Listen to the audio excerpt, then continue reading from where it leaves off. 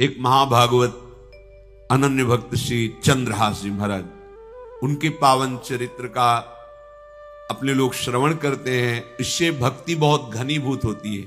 भगवान व्यास देव जी ने इस महान पावन चरित्र की रचना करके फलस्तुति में लिखा है, जो चंद्रहास जी के चरित्र का श्रवण और मनन करेगा उसके हृदय में हरि चरणों में अमोघ प्रीति हो जाएगी, अनन्य भक्ति हो जाएगी। चंद्रहास जी केरलाधिपति पूर्व माशीद राजा सुधार्मिक राज्यम चकार मेधावी विधिवत पालयन् महीम तस्य पुत्रो भवन मूल नक्षत्रे बहुभाग्यवान। केरल देश में एक परम मेधावी सुधार्मिक नाम के राजा राज्य करते थे। धर्म पूर्वक चलना, प्रजा का पालन करना और भगवान नाम जप करना, शास्त्र विधि से बिल्कुल कभी प्रतिकूल एक भी आचरण जीवन में नहीं किया। तो उनके यहां महाभागवत चंद्रहास जी का प्रादुर्भाव होता है। भगवान के भक्तों का जिस कुल में प्रादुर्भाव होता है, वो कुल, वो ग्राम, वो नगर, वो देश परम पूजनीय हो जाता है। महाप्रभु चैतन्य देव जब ईश्वरपुरी जी के गांव से गुजरे, पता चला यह ईश्वरपुरी जी का गांव है, उनके शरणागत मंत्रदाता गुरु ईश्वरपुरी जी, तो उस गांव की परिक्रमा करके रज में लौट रहे थे और कहते जा रहे थे कि इस गांव का कुत्ता भी हमारे लिए भगवान के समान पूजनीय, क्योंकि मेरे गुरुदेव का प्रादुर्भाव इस नगर में हुआ और वहां के लोगों की चरण रज लेकर के माथे पे धारण करते। नाम प्रसंग कहे तु उपदेश, जहां या धर्म धन्य सो देश, धन्य सो कुल जे जन्म भयो, धन्य सो तात, धन्य सो माए। माता पिता कुल परिवार 21 पीढ़ियां तर जाती है यदि भगवान का महाभागवत कोई भक्त पैदा हो जाए। ये महाभाग्यशाली मूल नक्षत्र में प्रकट हुए। लौकिक में अमंगल माना जाता है और भाव में देखो तो मूल कौन है? नक्षत्र भगवान। ऊर्ध्व मूल मधा शाखा मुसत्तम प्राहुरव्यम। सबके मूल कौन है? श्री भगवान। किस नक्षत्र में पैदा हुए? मूल में, भगवत स्वरूप। और लोक में माना जाता है कि मूलन में पैदा हुआ है लड़का, अमंगल है, कुछ नष्ट ही होगा, संसार बड़ा विचित्र है। और प्रमाण भी दे देते हैं। प्रभु की लीला ऐसी कि उनके रहस्य को ना जानने के कारण प्रमाण भी ऐसे प्रकट हो जाते हैं कि हाँ मंगल देखो हुआ ना। इधर बधाई प्रारंभ है कि राजकुमार का प्रादुर्भाव हुआ है। जैसे गोस्वामी जी जन्मते ही श्री मुख से उच्चारण किया राम। अहो बालक रोते हैं, गोस्वामी जी रोए नहीं थे, प्रकट हुए तो बोले राम। चंद्रहास जी प्रकट हुए तो बोले कृष्ण। जैसे बालक रोता है ऐसे उनकी आवाज में निकला कृष्ण कृष्ण। बड़ा आनंद हुआ सुधार्मिक राजा को कि हमारे कोई महाभागवत पधारा है, क्योंकि ये भजन करके पूर्व जन्म में ऐसी भागवती की स्थिति प्राप्त की कि अबोध अवस्था में ही श्री मुख से कृष्ण नाम निकल रहा है। आनंद उत्सव मनाया जा रहा है। राजा है, राजकुमार प्रकट हुआ। और दूसरी बात, वो स्वयं भक्त हैं और भगवान का ऐसा भक्त जो जन्म लेते ही कृष्ण नाम उच्चारण किया। ये आनंद ज्यादा दिन टिका नहीं। रोज बधाइयां हो रही, आनंद उत्सव मनाए जा रहे। शत्रु पक्ष के राजाओं ने मिलकर कहा यही अवसर है, आक्रमण कर दिया जाए और केरलाधिपति का सब पूरा महल घेर करके कोई एक भी न बचने पावे। शत्रु पक्ष के राजाओं ने घेर लिया। हुतो एक नृपता के सुत चंद्रहास भयो, परियों विपत्ति धाई लाई और पुर है। राजा को दीवान ताके रही घर आन बाल, आपने समान संग खेले रस ढुर है। भयो ब्रह्म भोज कोई ऐसोई संयोग बन्यो, आए वे कुमार जहां विप्रन को सुर है, बोली उठे सबे तेरी सुता को जो पति है, वो चाहे जान सुन गयो लाज घुर है। आसपास से राजा और सैनिकों ने घेर लिया। अब वो असावधान थे, आनंद में पुत्र हुआ है, बधाइयां, कोई संभावना ही नहीं थी। गुप्त रूप से शत्रु पक्ष के राजाओं ने आक्रमण करके घेर लिया। अब राजाओं की कई सेनाएं और इनकी असावधानी पूर्वक आनंदमयी वृत्ति में कोई पहले से पता हो तो तैयारी करते, तत्काल आक्रमण को रोकने का प्रयास किया पर असफल रहे। इनके सैनिक भी मारे गए, राजा भी मारे गए, राजमहल को घेर लिया गया, कोई भी एक भी बच के न जाने पावे। तो राजमाता जिनसे चंद्रहास जी का प्रादुर्भाव हुआ था, उन्होंने धाय मां को कहा कि मेरे पुत्र को बचाने में तुम समर्थ हो, मेरे तो प्राण नहीं बचेंगे, अगर ये लोग नहीं मारते तो मैं अपने पति के शव के साथ सती हो जाऊंगी। पहले ऐसी धार्मिक निष्ठा माताओं बहनों में होती थी कि धाय मां ने विचार किया कैसे बचा सकती हूं, आसपास तो सब सैनिक घेरे हुए हैं। तत्काल उसने विचार किया कि अगर हम इनको राजकुमार की तरह ले जाती हैं तो हमें भी मारा जाएगा और इनको भी मारा जाएगा। देखो कितनी विपत्ति जन्म लेते हैं। कोई प्रश्न कर सकता है कि महाभागवत जिनके घर में प्रकट हो तो वहां धन वैभव सुख संपत्ति बढ़नी चाहिए, यहां तो जन्म से ही जैसे वहां माता पधारी, ये क्या है? तो श्री भगवान स्वयं कह रहे हैं, यस्य तुष्टो ह्रहम पार्थ वित्तम तस्य हराम्यहम, करोमि बंधु विच्छेदम सच कष्टेन जीवती। हे अर्जुन, मैं जिस पर बहुत प्रसन्न होता हूं, आप अपने ऊपर भगवान को बहुत प्रसन्न करना चाहते हैं, बहुत प्रसन्न करने में यह है, देख लो, कह रहे जिस पर मैं बहुत प्रसन्न होता हूं सबसे पहले उसका ऐश्वर्य नष्ट करता हूं। फिर क्या करता हूं? फिर बंधु बांधवों का, फिर क्या करता हूं? असाध्य रोग उसके शरीर में। बोले महाराज जी तुम प्रसन्न हुए हो कि पूरे के पूरे नाराज हो गए हो? बोले यही मेरी प्रसन्नता है। क्या? माया का नाश। अब एकमात्र भरोसा केवल भगवान का, दूसरा कोई नहीं। ये सबको पसंद नहीं आएगा, सब तो उस भगवान की भक्ति चाहते हैं कि अगरबत्ती धूप बत्ती तन मन धन सब तेरा स्वामी, क्या लागे मेरा, पर अंदर से कह रहे सब तन मन धन सब मेरा, क्या लागे तेरा।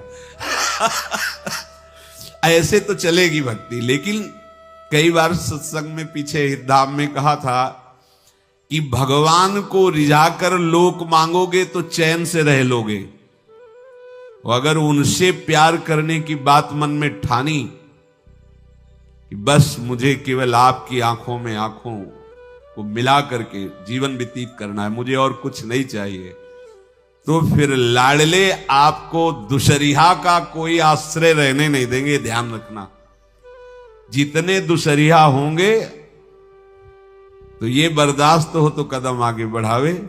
बहुत प्रसन्न हो जाओ ठाकुर हम पे, तो कह रहे यस्य तुष्टो ह्रहम पार्थ वित्तम तस्य हराम्य हम, करोमि बंधु विच्छेदम सच कष्टेन जीवती। जितनी श्वासें रहेंगी भयंकर कष्ट में उसको व्यतीत करने के लिए दूंगा। ये दंड नहीं है, ये पुरस्कार है। अनंत जन्मों का हिसाब बराबर करके कहीं इसकी वृत्ति मेरे से हट न जाए, ऐसे घेरे में डाल के अखंड चिंतन करवा के सजयति जयति जग उच्चरे। जाको करत श्याम सहाई, प्रथम वर्णो कृपा क्रम हो विषय मूल गवाई। कुल कुटुंब बल वित्त हीनो दीन के दुखदाई, आपने को करजु लीनो आप ही अपनाई। कह रहे हैं अब मैं वर्णन करता हूं श्याम सुंदर जिस पर कृपा करते हैं उस पर कैसा बर्ताव करते हैं। बोले सबसे पहले उसके विषय भोगों का नाश कर देते हैं, फिर दूसरी कृपा कोई परिवार का, कोई मित्र, कोई रिश्ते नातेदार उसकी तरफ देखेगा भी नहीं। फिर ऐसा दुख प्रदान करते हैं कि केवल एक भरोसा रह जाता है, एक भरोसो, एक बल, एक आस विश्वास, बस नाथ आपके सिवा अब हमारा कोई नहीं। बस वहीं से जो चमत्कार प्रकट होता है, त्रिभुवन में कोई उसकी समानता नहीं कर सकता जिस पर ठाकुर की कृपा है। पर इस कृपा को हजम करने के लिए इसीलिए संत संग किया जाता है कि पहले से वो तैयार कर देते हैं। जैसे आर्मी की ट्रेनिंग होती है ना, ट्रेनिंग के बाद भी बॉर्डर में लगाया जाता है, ऐसे ही संतजन ये ट्रेनिंग देते हैं। अब जो टिके तो टिके, नहीं तो घर बैठे जाके। अगर टिक गया तो गुरु मेहरबान, तो चेला पहलवान, भगवान भी परास्त नहीं कर सकते। उसमें ऐसी सामर्थ्य आ जाती है कि हर प्रभु के द्वारा दिए गए विधान को हंस करके स्वीकार कर लेता है। और ऐसा नहीं कि उसको कष्ट होता है, ये लोक भाषा में भगवान कह रहे हैं सच कष्टेन जीविता, नहीं तो जिस चिदानंद में वो सुख भोगता है वो ब्रह्मा को भी नहीं प्राप्त है जो भक्त को प्राप्त होता है। भक्त का वैभव दिव्य होता है, चिदानंद में होता है। ये तो पापियों के पास भी वैभव है, रुपया पैसा कुटुंब परिवार। भगवान के दास के पास जो वैभव होता है वो अचिंत्य है, तुम चिंतन भी नहीं कर सकते, ऐसा वैभव होता है। धाय माने सेविका का रूप तत्काल लिया, जिससे पोछा झाड़ू लगाने वाले, और कुछ दोने पत्तल डाले, उनके नीचे चंद्रहास जी को डाला, ऊपर से करके ऐसे माथे पे रख के निकली। सैनिकों ने पूछा इसमें क्या है, तुम उनका राजघराने के दोने पत्ते जूठे दिखा। ऐसे नीचे किया तो देखा सब ऊपर जूठन पड़ा। हाँ चल निकल, जल्दी भाग यहां से निकल। बस वो भागी, बचा ले गई। ऐसा ही चित्तौड़ के महाराणा संग्राम सिंह जब वीरगति को प्राप्त हुए तो विक्रम सिंह को गद्दी पर बैठाला गया, पर वो अयोग्य साबित हुए। तो राजपूत सरदारों ने, अभी 6 वर्ष के ही उदय सिंह थे, उनको राज सिंहासन पर बैठाल करके अपने हाथ में शासन लिया। सिंहासन के अधिकारी उदय सिंह 6 वर्ष के थे। सुरक्षा में दासी पुत्र बनवीर को सौंपा। बनवीर का दिमाग बदल गया कि 6 वर्ष का इसको काट देते हैं, हम राजा बन जाते हैं। वो पिशाच की तरह महल में घुसा और जितना भी राणा परिवार था सबको उसने काट दिया। और उदय सिंह को काटने के लिए जब आगे बढ़ा तब धायमा ने विचार किया कि मेरा कर्तव्य क्या है। तो उसका पुत्र ठीक 6 वर्ष का उदय सिंह जैसा ही था। तत्काल उदय सिंह को दूसरी जगह लिटाकर अपने पुत्र को लिटाया और एक झाड़ू पोछा करने वाली को उदय सिंह को दिया कि तुम गंगा के किनारे मिलना, नदी के किनारे, मैं वहां जाऊंगी। तो बनवीर आया और कहा उदय सिंह कहां है, तो अपने पुत्र की तरफ अंगुली कर। कैसा धर्म रक्षा में ये बलवान सेवक जन होते थे। धाय मां है, अपने पुत्र को अपने आंखों से, अपने इशारे से कटवा रही, लेकिन राजपुत्र की रक्षा की। तुरंत बनवीर ने देखा नहीं और काट दिया। और उदय सिंह को, तो जब उदय सिंह तैयार हुए थे तो राजमाता की तरह सम्मान करते थे। धाय मां का सिंहासन से उतरकर पैरों में सर रखते थे कि तेरी कृपा से बचे। ऐसे ही चंद्रहास जी को उस दासी ने, जो धाय मां ने बचा लिया, वो कुंतलपुर पहुंची और वहां के जो मंत्री दृष्ट बुद्धि थे उनसे प्रार्थना की कि मैं सेवा कला में बड़ी प्रवीण हूं और ये मेरा पुत्र है, अगर आपकी कृपा हो जाए तो कुछ समय के लिए हम आपकी सेवा में, महल सेवा में रहेंगी और हमारे पुत्र का पालन पोषण हो जाएगा। उनकी परीक्षा ली गई तो राजघराने की सेविका थी, परम प्रवीण थी, पर उन्होंने ये परिचय नहीं बताया। विधि विधान से राज्य की सेवा में प्रवीण दासी पाकर उसको अच्छा लगा, ठीक है आप रह सकती है।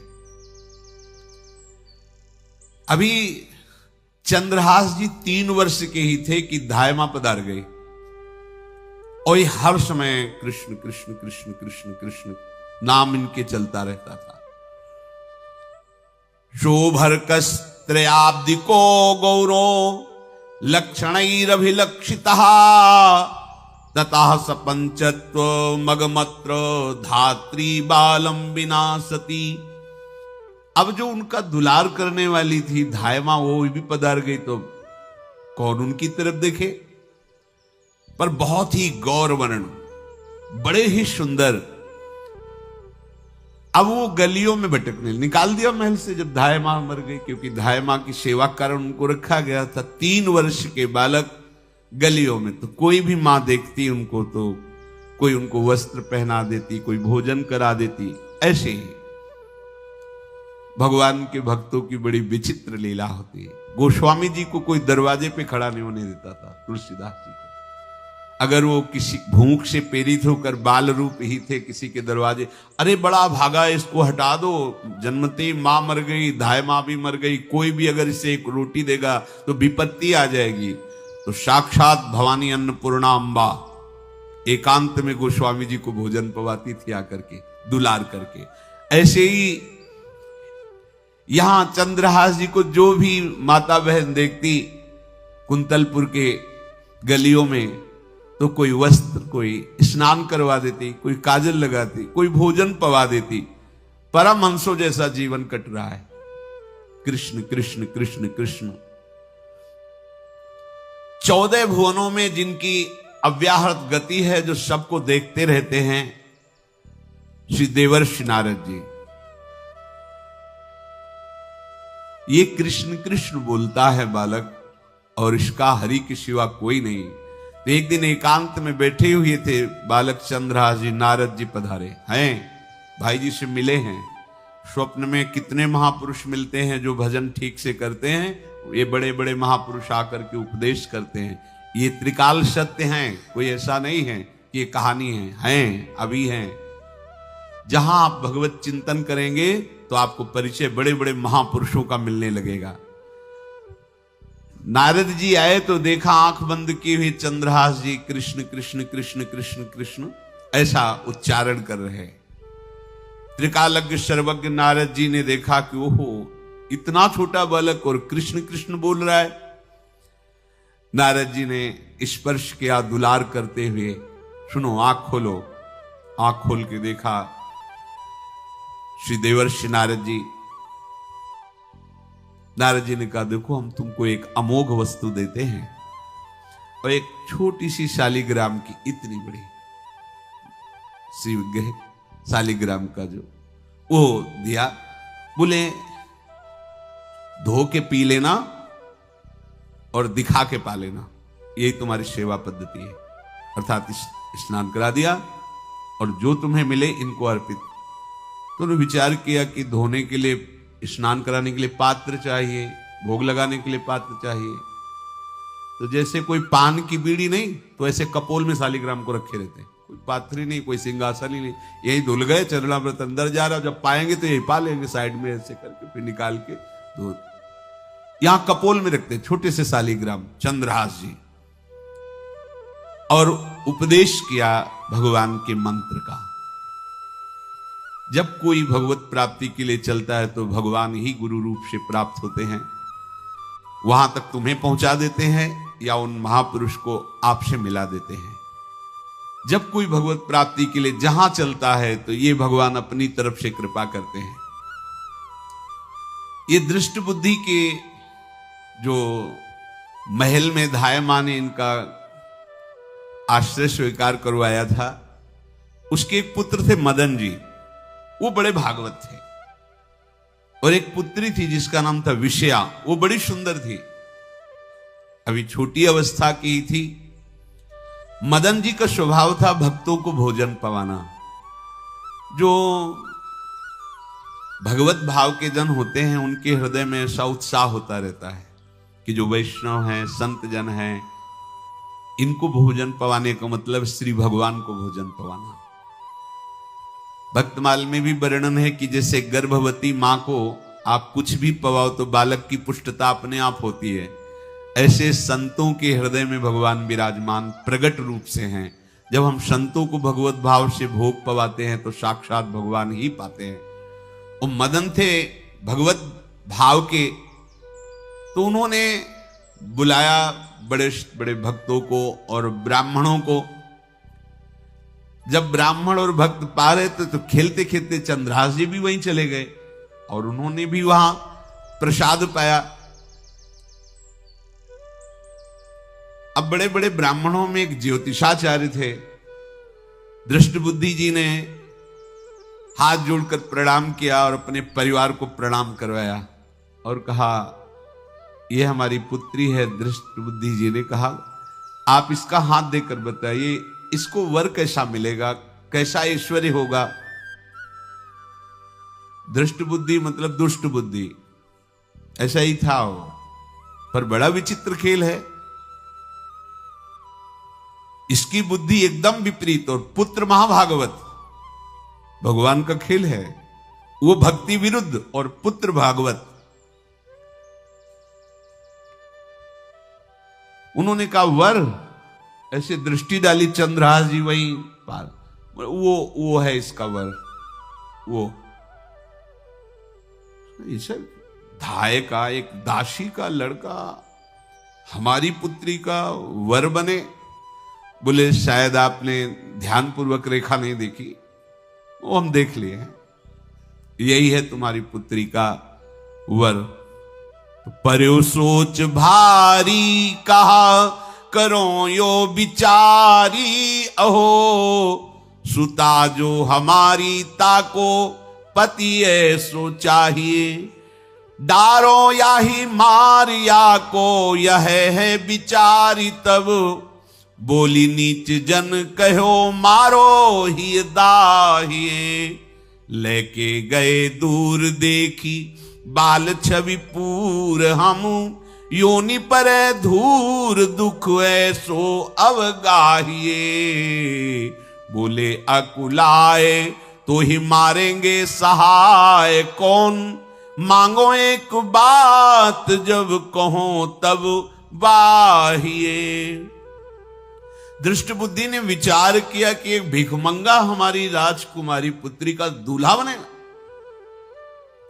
पंडित जी को तो दक्षिणा दी, विदा किया और सैनिकों से कहा घर से निकलने न पावे बालक, क्योंकि ज्योतिष पक्की, ज्योतिष शास्त्र सत्य है, पर उसका सम्यक ज्ञान होना चाहिए। भला मुझ सम्राट के मंत्री की पुत्री, वो महामंत्री है दृष्टबुद्धि, और ये एक भिखमंगा कैसे हो सकता है। बड़ा हृदय में जलन हुआ, ये तो बड़ी अपकीर्ति और दुर्भाग्य का विषय होगा, इसी को मरवा डालते हैं, काम खत्म हो जाएगा। निश्चय किया और जल्लादों को बुलाया और कहा, बालक जो पंगत में भोग पा रहा है, इसको ले जाओ और जंगल में मार के, और इसका कोई अंग हमें काट के दिखाओ कि हम मार, मतलब पक्का मार देना है। क्योंकि वो इतने सुंदर थे, इतने सुशील थे, इतने प्यारे लगते थे कि कोई भी मारने के लिए तैयार। इसीलिए उसने शर्त रखी, इनका अंग काट करके हमको प्रमाण में दिखाया जाए कि मार दिए गए हैं। ततो देवा स भगवान चांडालास्तान मुमुहत। मोहितास्त्वन्त्यजा वाक्य मब्रुवन कीदृशः शिशु। चांडालों ने हाथ पकड़ा चंद्रहास जी को, लेकिन चंद्रहास जी का स्पर्श करते ही उनको ऐसा दुलार होने लगा हृदय में, जैसे मां को अपने बच्चे से दुलार होता है। स्पर्श करते, दरस परस अघनाश, भक्त का स्पर्श ही पापों का नाश कर देता है। वो दो जल्लाद आपस में कहने लगे, भाई जीवन हो गया लोगों को मारते हुए, कभी कोई पुण्य का काम नहीं किया। ये देखो भक्त संग का प्रभाव। इस सुकुमार विशाल नेत्र, कैसा सुंदर बालक जो हमारे चित्त को चुरा रहा है, इस दुष्ट बुद्धि मंत्री ने आदेश किया मारने का। भला इससे क्या बिगाड़ा इनका, क्यों मारना चाहता है। देखो वैसे तो मां पापी है ही है, क्योंकि जल्लाद घर में जन्मे हैं, पूर्व जन्म के पापों के अनुसार इस जन्म में न जाने कितनों को हमने काटा है। पर पता नहीं क्या हो रहा है, मेरे हृदय में ऐसी हिम्मत नहीं आ रही कि इस बालक को मैं मार सकूं। दूसरे ने कहा, फिर अगर उसको तुम नहीं मारोगे तो तुम मारे जाओगे, कुछ तो करना पड़ेगा। नहीं नहीं, इस छोटे से बालक से क्या किसी को नुकसान। एकांत जंगल में ले गए और कहा, तुम जानते हो हम तुम्हें किस लिए लाए हैं। चंद्रहास जी बालक थे, 5 वर्ष की आयु अब हो गई थी। तो उनका मुझे पता नहीं कि आप क्यों लाए हैं। बोले हम जल्लाद हैं, तुम्हें मारने का हुक्म दृष्ट बुद्धि ने दिया है, मारना तो पड़ेगा ही तुम्हें। हमारी इच्छा नहीं कि मारें, पर हम तुम्हें अंतिम बात पूछते, तुम्हें कुछ भी पसंद हो, कुछ भी, तो तुम कहो, हम तुम्हारे लिए ला के देंगे। जो तुम्हें चाहिए बोलो, पर हमें वध करना पड़ेगा तुम्हारा। तो उनका मुझे कुछ और नहीं चाहिए, बस थोड़ा सा समय चाहिए। यदि आप मारना ही चाहते हो तो थोड़ा हमारी पूजा है, हम कर ले, इसके बाद मार लीजिए। आपको तो बल है, अस्त्र हैं, मैं तो बालक हूं। उनका हां, हम तुम्हें समय देते, तुम किसी को पुकार भी सकते हो, जो तुम करना चाहो कर सकते हो। चंद्रहास जी का मुझे मृत्यु का भय नहीं, बस कुछ समय दे दे। पूरा महाभारत हो गया था, टिटिहरी के अंडे नहीं फूटे थे। वहीं टिटिहरी का, तो टिटिहरी एक पक्षी होती है, टे टे करके उड़ती है, तो उसके अंडों के ऊपर एक हाथी का घंटा हो गया, गिर गया ऐसे। सब पूरा महाभारत में सब नष्ट भ्रष्ट, वो अंडे वैसे सुरक्षित। तो जो प्रभु भारत युद्ध में राखे भरही अंड, सोई मुंह को राखे जो राखत ब्रह्मांड।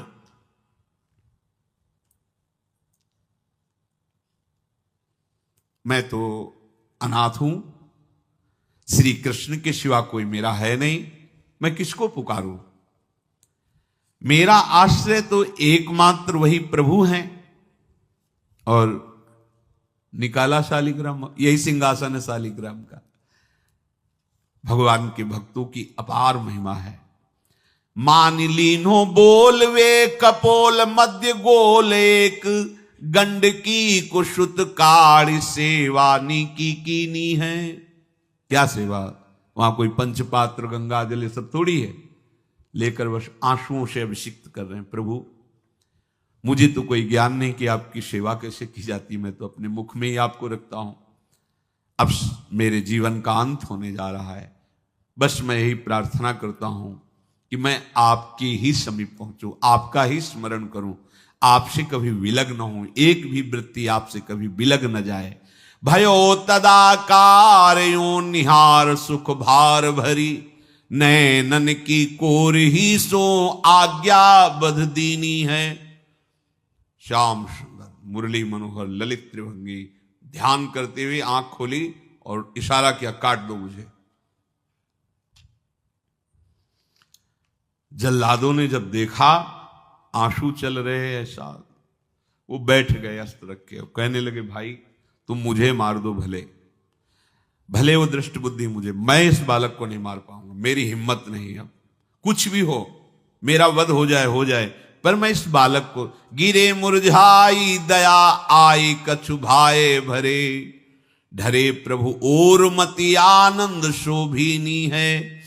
हुती छठी आंगुरी सो काट लई दूषण हो, भूषण ही भयो जाई कहीं सांच चीनी है।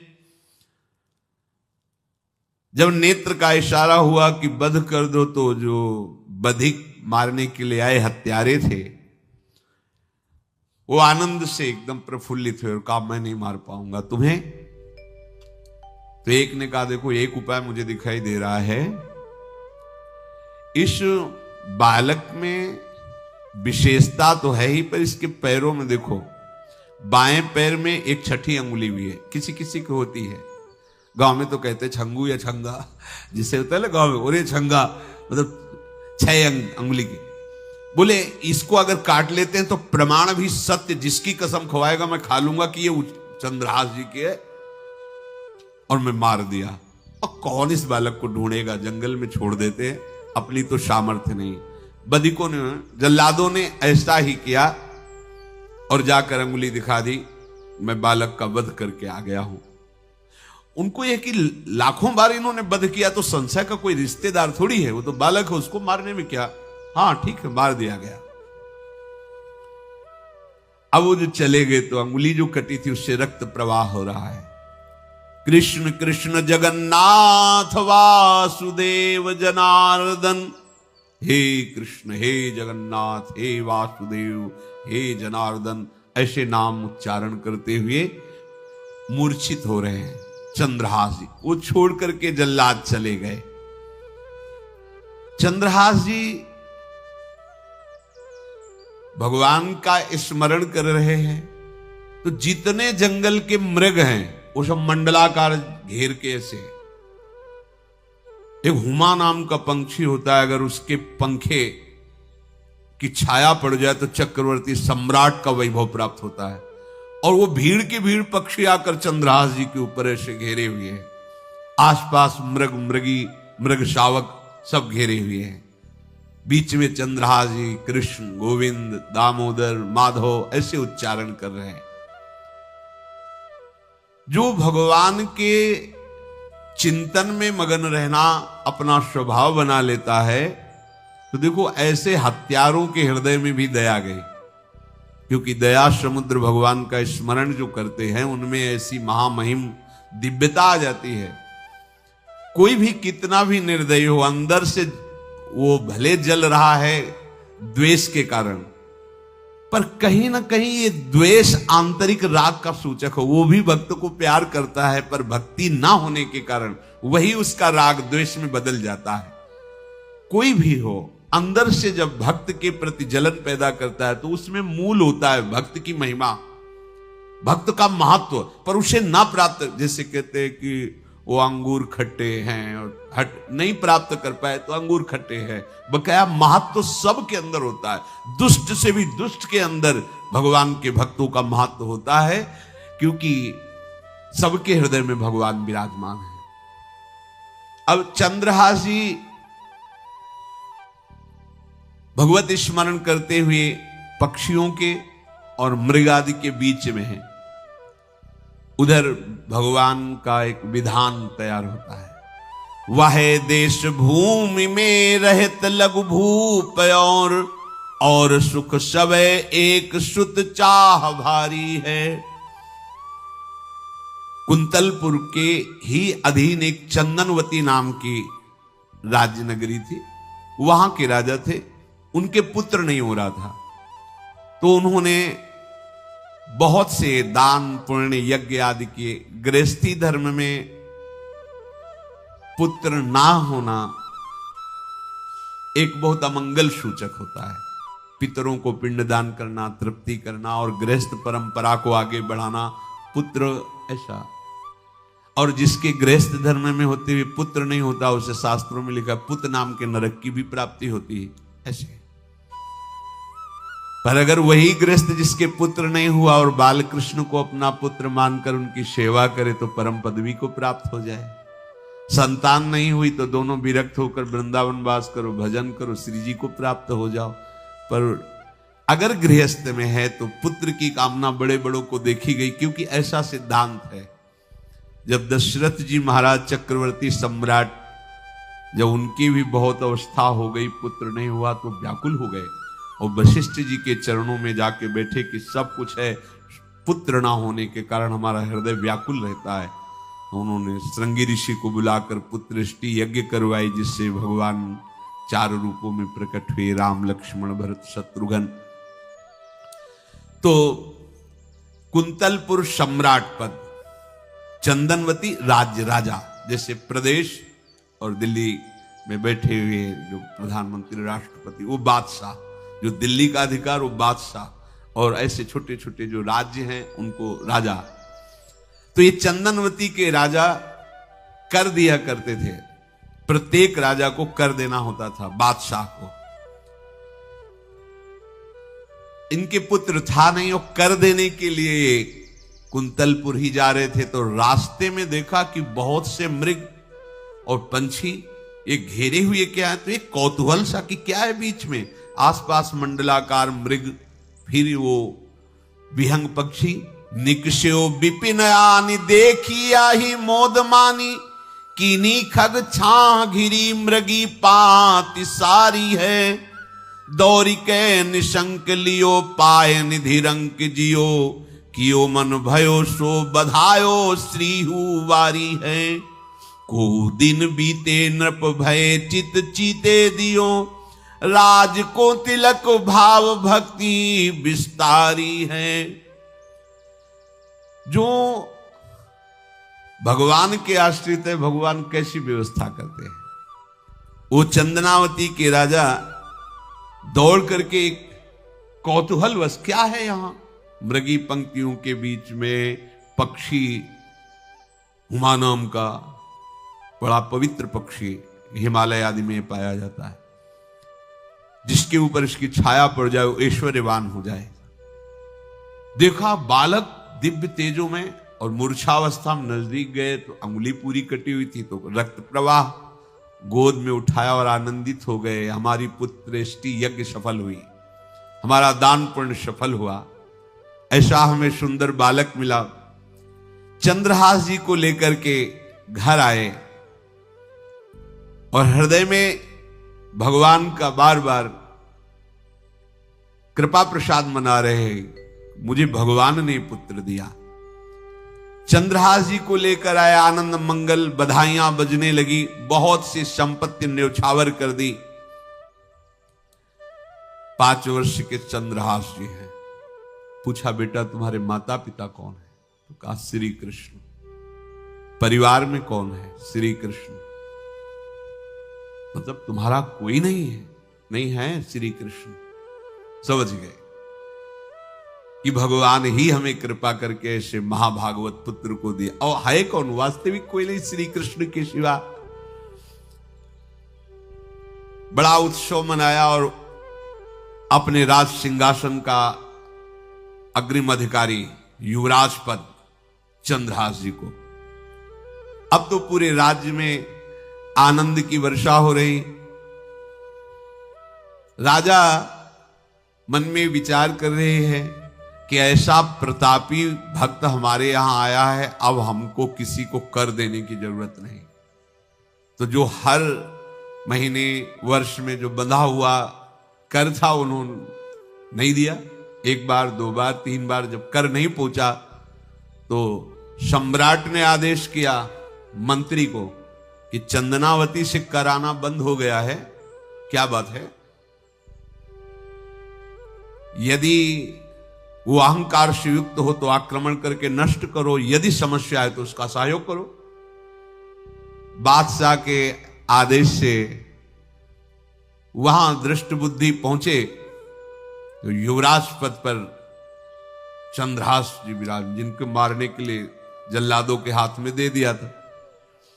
पूरे पूर्वासी ऐसा प्रभाव चंद्रहास जी का है कि सब कृष्ण भजन करते हैं, सब आनंद में मगन रहते हैं। चंद्रहास जी थोड़ा सयाने हो गए थे तो पूर्ववासियों को उपदेश देते, 1 बार हमारे राज्य में भोजन पाया जाएगा 24 घंटे में, और सबके घरों से आरती की शंखनाद घंटानाद सुनाई देना चाहिए। सबके यहां शाम के रोज नाम कीर्तन और भगवत कथा होनी चाहिए, क्योंकि आयुष्यम चपलम तादृक जल बुद्बुद सन्निभम चिंतयध्वम जनामूढ़ा माधवम वर्षम सुस्थिरम। भाइयों, ये आयु बड़ी चंचल है, कब शरीर छूट जाए पता नहीं, पानी का बुलबुला कब फूट जाए कोई पता नहीं। इसलिए माधव श्री कृष्ण का नाम कीर्तन, उनकी आरती पूजा, उनका ध्यान और 1 टाइम भोजन पूरे नगर में। अब सोचो कितना भक्ति का प्रभाव होता है। पूरा नगर में हर घर में आरती पूजा कीर्तन। तो रहे जाके देश सो नरेश कछु पावे नाही, बाह बल जोर दियो सचिव पठाई के, आयो घर जान कियो अति सन्मान सो, बिछान लियो वह बाल मारो छल छाई के, दई लिखी चिट्ठी जाओ मेरे सुत हाथ दीजे, कीजे वही बात जाको आयो ले लिखाई के, गए पुर पास बाग सेवा मति पाग करी, भरी दृग नींद ने कुसोयो सुख पाई के। चक्रवर्ती सम्राट के लक्षण स्वाभाविक चंद्रहास जी में प्रकट होते थे। अब दृष्ट बुद्धि जब वहां गया, देखा युवराज पद पर, पहचाना कि वही बालक है। ये तो चंद्रहास है, क्योंकि काफी समय तो महल में ही रहे थे धाय मां के साथ और अच्छे से पहचान थी। अब उन्होंने विचार किया कि ये तो बहुत अनिष्ट हो गया, हमने तो मारना निश्चित किया था और जल्लादों ने इसको छोड़ दिया और अब तो ये राजा का राजकुमार बन गया। तो राजा से कहा कि पहली बात, युवराज पद पर बैठालने के पहले तुम्हें सम्राट को सूचना देनी चाहिए थी। दूसरी बात, अभी तक तुमने कर नहीं दिया। जानते हो कि अगर सम्राट का भाव बदल गया तो एक क्षण में तुम्हारे राज्य को नष्ट कर दिया जाएगा। तो राजा ने हाथ जोड़कर चंद्रावती के राजा ने कहा, महाराज आप ही अब हमारी रक्षा कर सकते हो। तो उसकी दृष्टि चंद्रहास पर थी, इसको मरवाना है, क्योंकि पंडित ने बताया था यही पति बनेगा। अरे तो अब तो आनंदित होना चाहिए कि अब तो राजा बनेगा, अब तो बढ़िया है। लेकिन चंद्रहास जी को यदि आप सम्राट के पास भेज देते हैं और सम्राट निश्चित प्रसन्न हो जाएंगे चंद्रहास को देख के, तो वो तुम्हारे इस अपराध को क्षमा कर देंगे। युवराज पद दे दिया और भेंट नहीं दी, कर नहीं दिया महीनों से, तो ऐसा करो चंद्रहास जी को भेज दो। राजा ने स्वीकार कर लिया। और पहले लोग बिल्कुल धर्म से चलते थे, कहीं भी अधर्म का लेश नहीं। एक चिट्ठी लिखी दृष्ट बुद्धि ने और चंद्रहास जी से कहा खोल के पढ़ना नहीं, मेरे पुत्र मदन को देना जाके, और मदन तुम्हें फिर आगे का कार्य सम्राट से मिलाना, माफी करवा देना, ये सब करवा देगा। पर ये चिट्ठी तुम रास्ते में खोल के नहीं देखना। और वैसे भी किसी का पत्र खोल के देखने का धर्म नहीं कहता। अगर कोई पत्र दे तो ये नहीं कि इसमें क्या लिखा है, नहीं, या तो हिम्मत नहीं है, इतनी धैर्य नहीं है तो मत लो। अगर धैर्य है तो हाथ में लेकर जहां तक पहुंचाना वहां तक पहुंचा दो, नहीं तो वो कार्य ही मत लो। ये अधर्म है कि आप बीच में उसको खोलकर पढ़े। पहले लोग बहुत धर्मात्मा होते थे, एक एक बात धर्मयुक्त होती थी। चंद्रहास जी को चिट्ठी दी, चंद्रहास जी ने पत्र को अपनी पाग में खोस लिया और कुंतलपुर के लिए चले। अब इनका किशोर अवस्था में प्रवेश हो चुका था। एक सुंदर कुंतलपुर के बाहरी रमणीय बगीचा था, वृक्ष बहुत सुंदर सुंदर, पुष्प वाटिका भी बड़ा मनोरम लगा। घोड़ा बांध दिया वृक्ष में और पहले सरोवर का बड़ा निर्मल जल होता, जल पिया, हाथ मुंह धोया, थोड़ी देर भगवान का ध्यान करते रहे वृक्ष के नीचे और फिर लेट गए तो नींद आ गई। भगवान बड़े कृपालु हैं। जो भगवद आश्रित होता है त्रिभुवन में कोई उसका अमंगल नहीं कर सकता। अपनी सहेलियों के साथ दृष्ट बुद्धि की वही राजकुमारी जिसके साथ इनका ज्योतिषाचार्य ने कहा था यही पति होगा, वो अपनी बहुत सी समान वयस्क अवस्था की जो किशोरियां थी उनके साथ वो, और ये राजवाटिका थी, इसमें घूमने के लिए आई। तो घोड़ा देखा तो उसने कहा यहां किसी का घोड़ा कैसे आ सकता है? हमें लगता है कोई यात्री इसमें प्रवेश कर गया, उसको पता नहीं होगा कि राजवाटिका है। खेलत सहेलिन मो आई वाही बाग मांझ, करी अनुराग भई न्यारी देखी रीझी है। पाग मदि पाती छवि माती झुकी खेच लई, बाची खोल लिख्यो विष दैन पिता खीजी है। विषयाशु नाम अभिराम दृग अंजन सो, विषया बनाई मन भाई रस भींजी है। आई मिली आलिन में लालन को ध्यान हिए, पिए मद मानो गृह आई तब धीजी है। वो अपने सहेलियों के साथ घूमते हुए उसी वृक्ष के नीचे पहुंची जा चंद्रहास नौ किशोर अवस्था, और जो भगवान का भजन करते हैं उनमें एक विशेष आकर्षण होता है जो साधारण आदमियों में नहीं होता। वो कैसा भी रूप हो उससे मतलब आकर्षण होता है। ऐसा लगता है इनके समीप बैठे रहे, इनको देखते रहे, इनकी बातें सुनते रहे, उनमें भगवत आकर्षण होता है।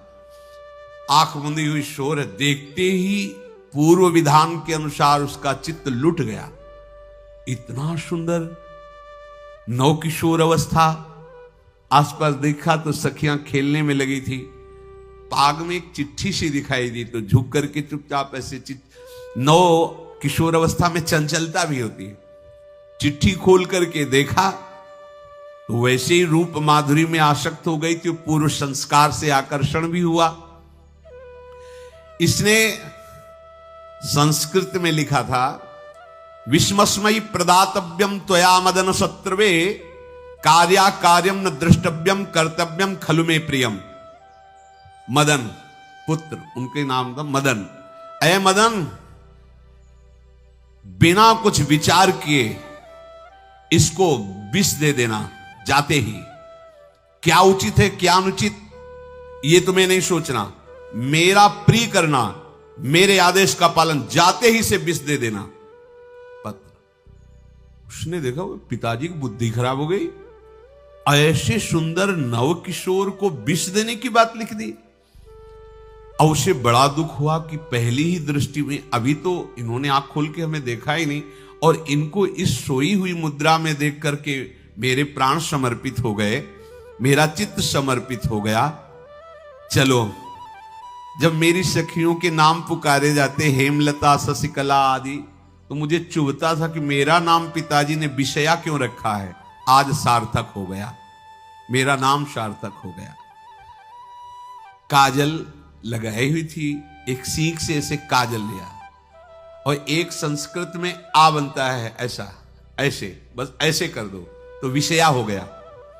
अब उसका अर्थ बदल गया, हे मदन, उचित अनुचित का विचार छोड़कर जाते ही इसे विषया प्रदान कर दो, ये मेरा प्रिय कार्य होगा। विषया पुत्री भगवान है, जैसी हो भवतव्यता तैसी बने सहाय, आप ना आवे आप परताई तहां ले जाए। तो ओ पत्र वही खोस दिया, और ये सुख हुआ कि तो जाएंगे भाई के पास ही ना, तो घर में ही तो जाएंगे, वहां इनकी इस प्रसन्न मुद्रा में बातचीत करते हुए मैं इनको देखूंगी। ये भगवान का विधान होता है। भगवान श्री राम जब पुष्प वाटिका में पुष्प चयन कर रहे हैं, तो श्री विदेह राजनंदनी जानकी जी की नूपुरों की ध्वनि कान में पड़ी। सावधान हो गए। लक्ष्मण जी से कहते, लक्ष्मण, आज तक मेरे मन में ऐसा नहीं हुआ, ये नूपुर और कंकन की ध्वनि मेरे मन में व्याकुलता पैदा कर रही, और रघुवंशियों का स्वभाव ऐसा नहीं है। ये किसकी हो सकती है नूपुर ध्वनि? बोले, भैया ये तो जनक जी का निज महल की वाटिका है, इसमें तो राज परिवार के सिवा किसी का प्रवेश ही नहीं होता।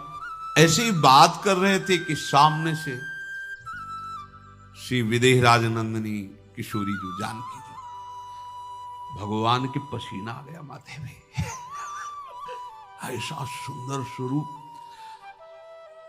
और लक्ष्मण जी से कहते, लक्ष्मण, मुझे अपने मन पे विश्वास, मर्यादा पुरुषोत्तम भगवान, मुझे अपने मन पे विश्वास है कि कभी भी इसमें हलचल नहीं, पर आज कुछ हम संभाल नहीं पा रहे। ये विधान होता है ना, जानकी जी को देख, तो ये भगवान का विधान होता है जो ऐसा पवित्र भाव वाले। अब चंद्रहास जी, ये सब कुछ पता नहीं, भगवत ध्यान में वो निद्रा में, तो उठ्यो चंद्रहास जी पास लिख्यो ल्यायो आयो, देखी मन भायो गाढ़े गरे सो लगायो है। दई कर पाती बात लिखी मो सुहाती, बोली विप्र घरी एक मांझ ब्याह उभरायो है। करी ऐसी रीति डारे बड़े नृप जीती, श्री देत गई बीत चाव पार पे न पायो है। आयो पिता नीच सुनी घूमी आई मीच मानो, बानो लखी दूल्हा को सूल सरसायो। चंद्रहास जी उठे और पूछते हुए मंत्री के घर पहुंचे, और मदन ने जो ही कि चंदनावती से पिताजी ने इनको भेजा है, ये वहां के राजकुमार हैं, हृदय से लगाया। चंद्रहास जी ने कहा, आपके पिता ने पत्र दिया है। उन्होंने पत्र पढ़ा, विषमस्मयी तो विषयास्मयी, विषय तुरंत बिना विचार किए ब्याह कर दो, दे दो, क्योंकि लिखा है प्रदातव्यम त्वया मदन, अभी इसी क्षण जहां ये पत्र मिले, कहा जो आ गया, सुबह शीघ्र शुभम शीघ्र, बुलाओ पंडित को। पंडित ने कहा भगवान की कृपा से अगला मुहूर्त है, बिल्कुल ये ब्याह का पक्का मुहूर्त है। अब तो राजघराने तत्काल व्यवस्था हुई। अब वो तो पहले ही मोहित हो चुकी थी देख के विषया जी। तत्काल दुल्हन रूप उनको सजाया गया, इनको दूल्हा रूप सजाया गया। पंडित शुरू कर दिए गणानंद तो गणपति को, ब्याह हो गया।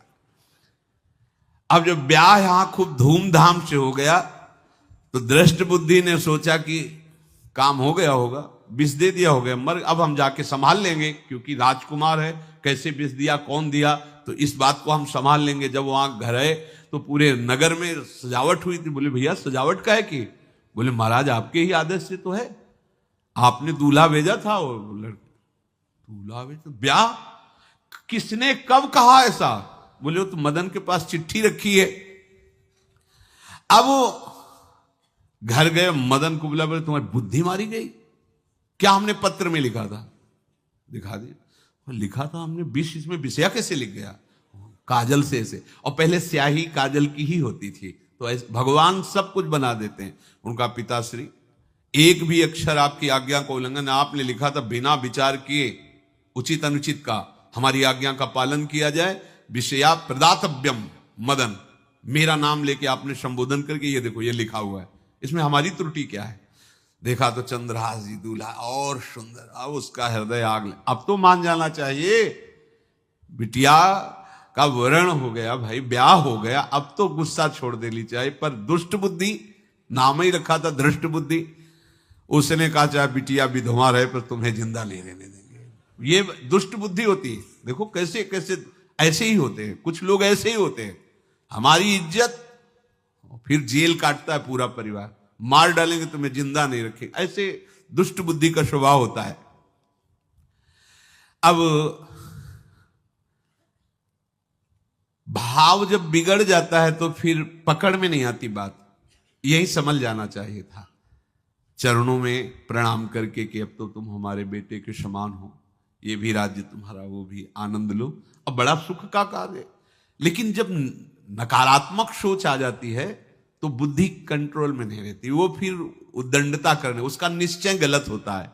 बैठ्यो ले कांत सुत करी कहा भ्रांत, ये कहो सो नितांत कर पाती ले दिखाई है। बाँच आँच लागी मैं तो बड़ोई अभागी, ए पे मारो मति पागी, बेटी राणु सुहाई। बेटिया भले विधवा हो जाए पर इसको हम मरवा देंगे। बोल नीच जाति बात कही तुम जाओ मठ आवे, यहां को मारी डारो मोही भाई है। चंद्रहास जू सौभाग्यो देवी पूजी आओ, आप मेरी कुल पूज सदारी ती चली आई है। नजदीक गया और कहा कि बहुत कृपा हुई, आप हमारे दामाद बने, पर हमारे यहाँ की एक रीति है, हमारे नगर के बाहर जो देवी हैं उसमें लड़की का वर अकेले पूजा करने जाता है। आपको हमारी कुल की रीति का निर्वाह करना होगा, आपको जाना ही होगा। कोई समस्या नहीं, हमारे लिए तो हर देवी देवता भगवत स्वरूप है, आपके लिए हम पूजने चले जाएंगे, पूजन की थाल तैयार करो। और उधर कई बलवान सैनिकों को भेजा, देवी पूजने जो आ रहा है तत्काल उसे काट देना, किसी भी तरह बचना नहीं चाहिए, नहीं तुम सब मारे जाओगे। जो आदेश देवी मंदिर में सैनिकों को लगा दिया, जो आवे तत्काल मार देना, क्योंकि अब भेज ही रहे ना, तो नाम नहीं लिया, कहा जो आवे तत्काल मार देना, मेरा आदेश अगर बचा तो मैं तुम्हें मार दूंगा। उन राज सैनिकों ने जो बधिक स्वभाव के थे पहले से वहां लग गए। अब चलो ई करन पूजा देशपति राजा कही, मेरे सुत नाही राजवाही को ले दीजिए। सचिव सुवन सोजू कहो तुम लाओ जाओ, पाओ नहीं फेर समय अब काम कीजिए। बड़ा विचित्र भगवान का खेल है। वहां के चक्रवर्ती सम्राट जो थे बड़े बड़े विद्वान और ऋषियों से बातचीत कर रहे थे। उन्होंने कहा महाराज अब आपका राज सिंहासन पर बैठना राज्य के लिए अमंगल होगा, ऐसा समय आ रहा है। इस समय यदि चंद्रहास जी को सम्राट पद पर बैठाल दिया जाएगा तो आगे अकाल नहीं पड़ेगा और बड़ा मंगल होता चला जाएगा। ये मुहूर्त आपका राज सिंहासन पर से हटने का है, तो उनका प्रजा का मंगल हो और देश का मंगल हो, इसलिए हम बिल्कुल। मदन वहीं बैठे हुए थे। सचिव ने कहा तुरंत जाओ और जो तुम्हारे बहनोई बने हुए हैं चंद्रहास जी को लाओ। तो भागे। तो जो और सैनिक राज सैनिक थे पूछा किधर जा रहे हो? बोले वो अपने बहनोई चंद्रहास जी। बोले वो तो देवी पूजा के लिए गए। तो घर में जाके वो सीधे आगे बढ़े तो जा ही रहे थे थाल सजाकर देवी। बोले सुनो इसी समय मुहूर्त है, आपको देवी पूजा हम कर लेंगे जाके, या हम थाल लेके वहां बैठे रहेंगे, पहले सम्राट पद का वो अभिषेक करो फिर देवी पूजा हो जाएगी। ये तो घर की बात है और देवी पूजा मैं करके आ रहा हूं, वो देवी पूजा के लिए और वो सम्राट पद के लिए बीच से ही। दौरे सुख पाई जाई मगही में लियो जाए, दियो सो पठाई नृप रंग माही भीजिए। अब जब जो सम्राट थे तो बहुत आनंदित हो गए, क्योंकि भगवान का भक्त तेजस्वी और बलवान शूरवीर योद्धा जो सम्राट पद पर बैठेगा तो अकाल नहीं पड़ेगा, सुख की सब प्रजा को वृत्ति प्राप्त होगी। बड़े आनंदित होकर इनका सम्राट पद पर अभिषेक हो रहा है। और दृष्ट बुद्धि के पुत्र जो मदन संतों और भक्तों का आदर करते थे, वो देवी पूजा, और वहां पहले उसने बोल रखा था जो आवे तो देवी अपमान ते न डरो सम्मान करो, जात मारी डार्यो या सो भाष्यो भूप लीजिए। चंद्रहास जी का सम्राट पद पर अभिषेक और मदन जी का देवी मंदिर में प्रवेश, और सैनिकों ने काट के फेंक दिया मदन को। ये जो पे कृपा रघुपति कृपाल की, बैर और की कहा सरे होई न बाको। बार भगत को जो कोई कोटि उपाय करे, गोस्वामी तुलसीदास जी लिख रहे, भगवान का कृपा पात्र जो भक्त है किसकी ताकत है कि उससे बैर कर सके। चाहे कोई त्रिभुवन में हो, भक्त का बाल बांका नहीं कर सकता, चाहे करोड़ों करोड़ों उपाय कर ले। और तके नीच जो मीच साधु की, सो पामर ते मीच मरे। वेद विदित प्रहलाद कथा सुनि, को न भगति पथ पाम धरे। अगर तुम जिस भाव से साधु को नीचा दिखाना चाहोगे वही भाव तुम्हारा सर्वनाश कर देगा। वैसे ही देखो सर्वनाश हुआ ना, एक ही पुत्र और इसके आदेश से वह उल्टा खेल हो गया, पुत्र की ही हत्या हो गई और चंद्रहास जी को सम्राट पद पर अभिषेक किया जा रहा है। अब दृष्ट बुद्धि ने बड़ी प्रसन्नता अंदर है कि वो तो मार दिया गया होगा। सैनिक आए और बोले महाराज आपके पुत्र का वध हो गया है। पुत्र का वध कैसे? बोले आपने कहा था जो आए उसे मार देना, तो आपका पुत्र ही थाल लेकर पूजन, वो तो चंद्रहास, बोले उनका तो अभिषेक हो गया सम्राट पद पे। ये कैसे हो गया? अब अंदर भारी दुख उनके हृदय में। उन्होंने बताया कि तुम्हारे पुत्र को तो हम लोगों ने ही काट डाला आपके आदेश के अनुसार, आपने कहा था जो जाए उससे काट। अब तो छाती पीट पीट के माथा फोड़ फोड़ के खूब रो रहा है। किसी का कोई भी बस नहीं चल सकता भगवान के भक्त के ऊपर। तंत्र मंत्र दुनिया का जितना भी सामर्थ्य है, ये भक्ति को ऐसे खिलवाड़ नहीं है। भगवान के भक्त को छोटा गरीब असहाय देख करके कभी अपमान मत कर देना। दुखिया को न सताइए, क्योंकि दुखिया देगा रोए, और जब दुखिया के मुखिया सुने तब तेरी गति का होए। ऐसा मत समझना है भिखारी हैं बेकार हैं, ऐसा है क्या है हमारे पास सब कुछ है। कुछ नहीं, एक तमाचा में काल के सब मिट्टी में मिल जाओगे। ये जो भ्रकुटी के इशारे से काल को भीना चाहता है उनके ये दास हैं। देखो ना क्या वो सम्राट पद पे अभिषिक्त हो रहा है, उसके कुल परंपरा चलाने वाला पुत्र ही काट दिया गया। अब वो बार बार मैं कितना भागी, हाय मैं कितना भागी, अपने पुत्र को ही मरवा दिया। ये हाहाकार करके रो रहा है। चंद्रहास जी ने जब सुना तो उन्होंने कहा, अरे मृत्यु तो मेरी निश्चित थी, फिर मदन भैया को वो मेरी मृत्यु प्राप्त हुई। नहीं नहीं, ऐसा नहीं हो सकता, मैं अभी जाता हूं। वहां गए, देखिए सब कटे, अंगों को रखा, भगवान का ध्यान करते, स्मरण करते से हाथ फेरा, उठ के बैठ गए। अब ये घटना तो उनको पता नहीं थी, दृष्ट बुद्धि को उन्होंने खोपड़ी फोड़ करके अपनी हत्या कर ली। उनको जिला के आए तो फिर उनको जिलाया और कहा, पिताजी अब कृष्ण कृष्ण जपो। अब उनकी बुद्धि शुद्ध हुई और भगवान का आश्रय लेकर के वो अपने जीवन को भगवत भक्ति में बना